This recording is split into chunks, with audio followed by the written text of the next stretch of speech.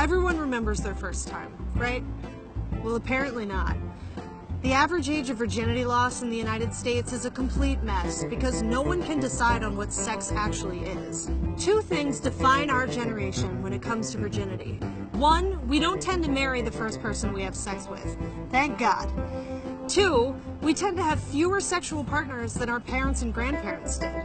According to the Kinsey Institute and the CDC, the average age of virginity loss for American men is 16.8. For women, it's 17.2. But the CDC defines intercourse as a penis entering a vagina. That process doesn't have to involve an orgasm. It doesn't even have to be consensual.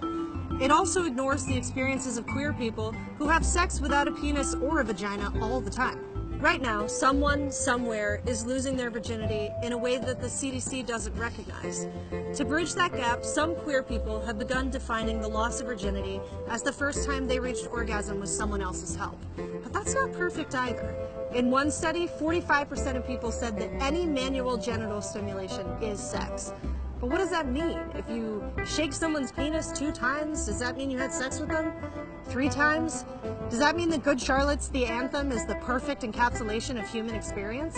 You may ask, why does any of this matter? I know what sex means to me. Well, when people don't know how to describe sex or talk about it, they end up making huge mistakes. Take retirement communities, for instance. Those places are hotbeds of sexually transmitted diseases. How many of you out there are sexually active? Oh my. I have 2 partners, often at the same time.